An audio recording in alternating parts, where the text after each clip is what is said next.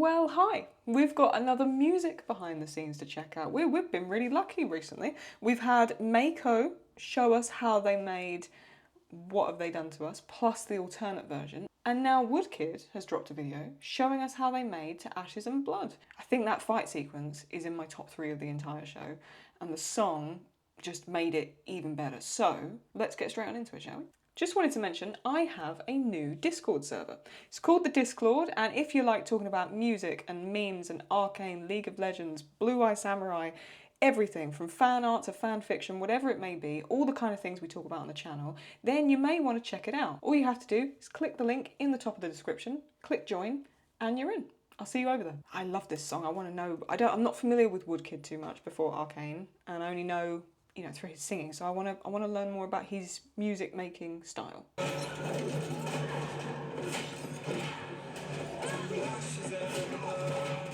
I don't know how. I don't know how Caitlyn coped fighting with Savika, because I really don't know how she put up a fight. But anyway. It all started with Christian calling me and saying, "We want you back." Really soon into the episode of 203, we knew that we needed something here that's really, really dramatic and cinematic, because it's this big showdown between these two sisters that we've never seen before. Jinx! We did something I don't think we'd do for anybody, which is we gave him the sequence like right away. Guns for Hire was such a personal, deep, you know, intense story, and you see one of the most iconic scenes from that season when Jinx lights the flare. But season 2 was like, no, we're gonna do something very strange and very unusual. Yeah. And I didn't even know if it was gonna work until we started bringing it together, and I was like, phew, thank you. C'est une séquence assez épique où on a deux champions un peu iconiques de la série et du jeu en règle générale qui s'affrontent. On a commencé, comme toutes les séquences, par le storyboard. C'est à partir de là qu'on a essayé de mettre en place la chorégraphie de ce combat. Oh, look at that. So the animatic was very early on as well, so I don't think any of us had really a clue what some of this stuff would look like. I wanted to have something that sounded like a march. It's just the kicks like stomping the floor. So that's kind of like the base of the song. But then I want variation in it. I've added a filter on it so I don't get the bad energy from the low end. So it's only the crispy texture of it. Mm-hmm. Oh, that's clever. Of course, yeah. Because that scene, yeah, I remember, yeah, I actually forgot that, but I was so focused on the fight. Because it cuts between the Savika, Caitlyn, Vi, Jinx battle to Heimerdinger, Echo and Jace at the Hex Core. Yes, and then it all starts distorting. Yeah, because it is trippy. He's right, it is a bit spooky and a bit weird. The noises of the Hex Core as well. Yeah, like the start of this is crazy because we wanted this anomaly sound that is terrifying and didn't exist. This particular sound for the anomaly was going to be used throughout the season in different ways, and it had to kind of evolve and be manipulated. So we kind of knew we had to come up with something so that we could have control of how it was going to happen in other ways. So I came up with that sound that was gruesome and bizarre, which is a mix of a scream and ancient percussions that sound very tribal, and then a very electronic, kind of like subby sound that is almost pure signal. For this particular scene, for sound design, it's there to enhance the song and to make the Woodkid song really kind of hit you in the face. Yeah.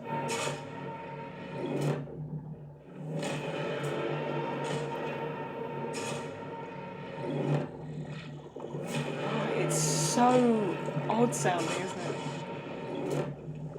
Comme on travaille vraiment à l'image, on a des outils qui nous font évidemment passer d'une image à l'autre, mais qui nous fait aussi scrubber le son, c'est-à-dire qu'on entend 1/24e du son sur chaque image. Donc on peut être vraiment hyper précis sur les impacts et ce qui se passe dans l'image. I love this, and I want to just quickly explain why. this is only a 10-minute video. This could be 10 hours long and I would sit and watch it. But here's what I really like. I love Mako's videos because it's just a breakdown of the song. But this, to hear it from Woodkid, Mako, a little bit of Christian talking as well. And now to hear more about, I'm guessing, that Fortiche process as well, in terms of how they sync up frame rate into the kind of tempo of the song and make sure everything links up, especially with that scene, because you're going between the two groups of the girls fighting and then the boys at the hex core. Very cool just to see that from all the different perspectives. Just for me, I mean, I love music and I love art and creating both those kind of stuff. So for me to see the synergy of that, I just love to, like I said, I could see 10 hours of this. It's that noise. It's awful, but it's like, when I mean awful, I mean it's like brilliant. If I ever describe something in an enthusiastic way as awful, I mean that in a good way, by the way. It's the noise. It's the like gloopy. Yeah, that. Oh, it's so good. Comme on travaille vraiment à l'image, on a des outils qui nous font évidemment passer d'une image à l'autre, mais qui nous fait aussi scrubber le son, c'est-à-dire qu'on entend un 24e du son sur chaque image. Donc on peut être vraiment hyper précis sur les impacts. So basically, because he's talking in French there and the subtitles might be too small to see, he's basically saying how they're working at 24 frames a second, and because they're working frame by frame, they can basically mix the audio in to basically be precise with the video, just in case you couldn't see. Mais qui nous fait aussi scrubber le son, c'est-à-dire qu'on entend un 24e du son sur chaque image. Donc on peut être vraiment hyper précis sur les impacts et ce qui se passe dans l'image. Everything was discussed with Alex and Barthélemy, the co-director. Every gunshot, every character falling, every sound effects. Everything was an occasion to make a sync or not a sync on tempo.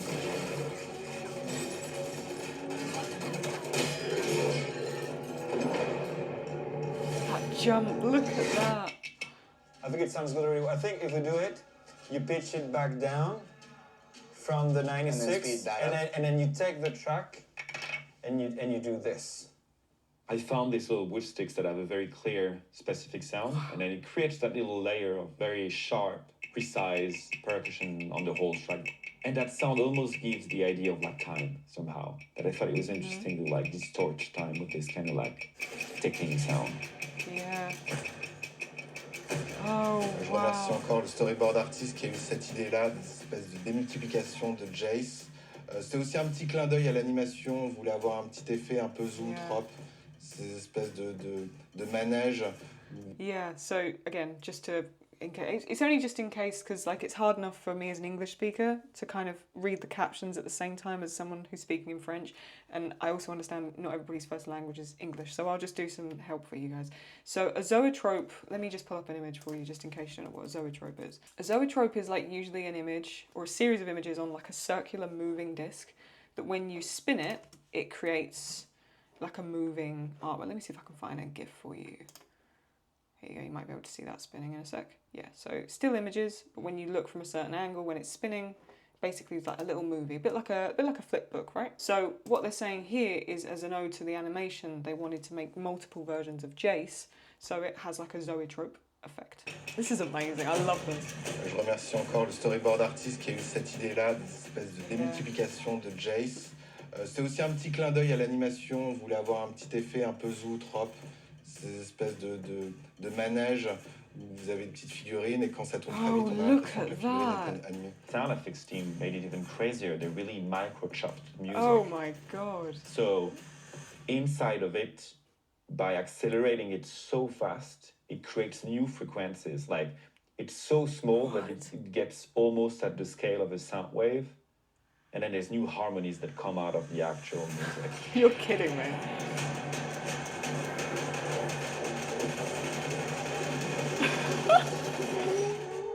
What the hell is that, dude? So that's a moment of like, the visuals drove the idea for me, right? And it evolved, but they had like, I remember in the animatics, it was like just Jace's face kind of, but I knew it was going to be stuttered like that.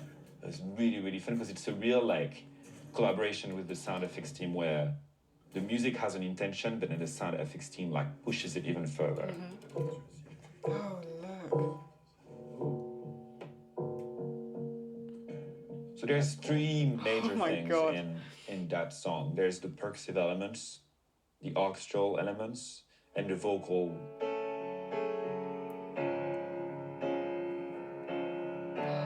This is brilliant.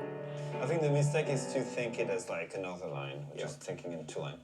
Everything would be forgotten if you lay down your weapons to the ground. He could sing melodies over, we could kind of figure it out. With this song, I wanted him to write basically every single lyric. I was kind of inspired by the craziness of the big leaders of the world, the ones that play with climate, the ones that play with mass manipulation, all these kind of themes that are very current now. So I wrote that I line, love you this walk guy. around I'll the tell edge you of right now, I danger, love this guy. and it will change you, the way these characters all change during that show, the way they're all being transformed by the risks they're taking. And then anytime it gets a little more melodic, you can probably push a little more. How does it feel to reach the line that no one ever got to cross? Does it make you a god now? Johan took some risks also with the work on Arcane, you know, especially when he talked about what his preferred ranges, you know, in terms of his vocals, and that, you know, there definitely were some moments when he expressed like, oh, this is like a different range for me. Will be forgiven if you lay down your weapons to the ground. Yeah, baby. It was really fun to see Johan and Alex collaborate, because you can definitely tell that they're pushing each other also. We were like halfway doing the song, and I was like, something's missing. We need to add something to just kind of create tension and elevation and energy. And then I remember that I sampled some of these kids in Japan for my latest record. And I sent it to Alex, and he was like, you know what, I actually have an idea. Is this like the chant in the background? This is so cool. We should call the lore team, and they should write a language that is linked to the Shuriman and the Janak. And I just can't, I cannot get over this show.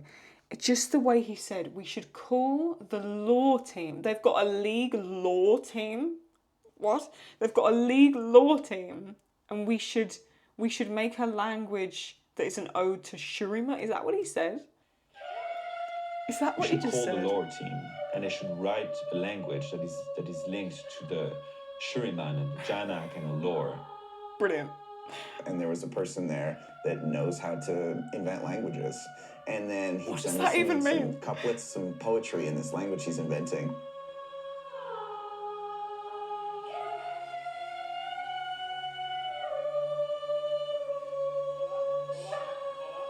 And then, you know, you're teaching kids like gobbledygook that you just made up.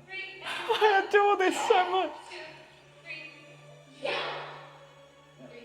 A really fun part also about the song was the children's choir that Johan suggested, that really captured that innocence between the sisters from the beginning. I mean, I thought it was really fun because we had seen them when they were just these little kids that grew up together as these little girls, now fighting to kill each other, which was just such a wild experience to watch. Ready? R83. Oh my 2, God. ready, and.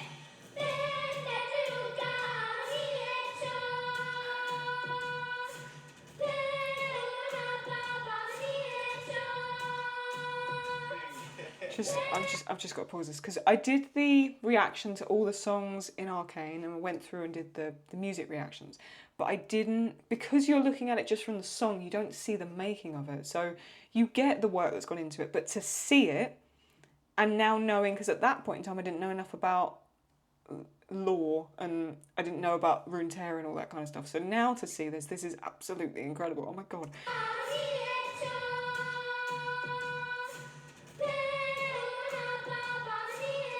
Because that makes the song for me. That takes it to a different level.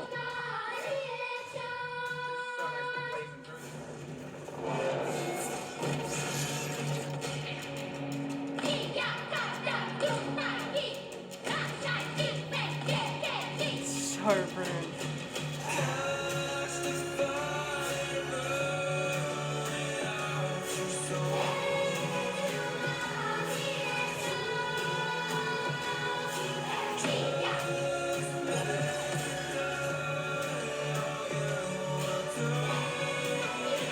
Oh my god, I love this so much. Oh, it's Echo's voice actor.